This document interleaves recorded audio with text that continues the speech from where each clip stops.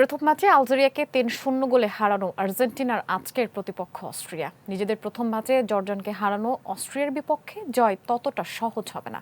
রাত ১১টায় মাঠে নামার আগে দু দলের একটাই লক্ষ্য, গ্রুপ জের পয়েন্ট তালিকার শীর্ষে ওঠা।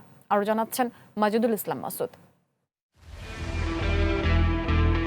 সবুজ ঘাসের মাঠে যখন বুটের শব্দ মিশে যায় স্বপ্নের সঙ্গে, তখন লেখা হয় নতুন এক ইতিহাস। সেই ইতিহাসের প্রথম অধ্যায়ে দাপুটের ছাপ রেখেছে আর্জেন্টিনা। আলজেরিয়াকে ৩-০ গোলে উড়িয়ে দিয়ে তারা জানিয়ে দিয়েছে বিশ্বজয়ের মুকুট এখনও তাদের মাথাতেই আছে। এবার সেই ধারাবাহিকতা ধরে রাখার মিশনে অস্ট্রিয়া বাধা। শুরু থেকে আক্রমণাত্মক ফুটবল, বল দখলের লড়াই এবং প্রতিপক্ষকে চাপে রাখার কৌশল, সব মিলিয়ে আলজেরিয়ার বিপক্ষে আর্জেন্টিনা ছিল চেনা ছন্দে।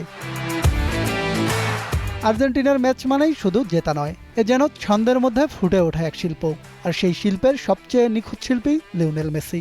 আলজেরিয়ার বিপক্ষে হ্যাটট্রিক করে খুদে এই জাদুকর জানিয়ে দিয়েছেন বিশ্ব ফুটবলে এখনও তিনি প্রাসঙ্গিক।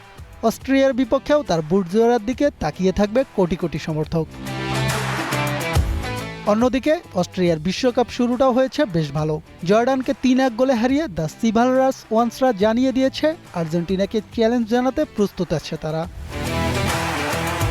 পরিসংখ্যান বলছে আর্জেন্টিনা বল দখল ও অ্যাটাকিং দক্ষতায় এগিয়ে থাকলেও অস্ট্রিয়ার গতি ও কাউন্টার অ্যাটাক ম্যাচে বড় ফ্যাক্টর হতে পারে। সব মিলিয়ে এটি শুধু একটি গ্রুপ ম্যাচ নয়, বরং শীর্ষে ওঠার সরাসরি লড়াই, যেখানে এক মুহূর্তের ভুল বদলে দিতে পারে পুরো সমীকরণ। মাজিদুল ইসলাম মাসুদ, গ্রেন নিউজ ডেস্ক।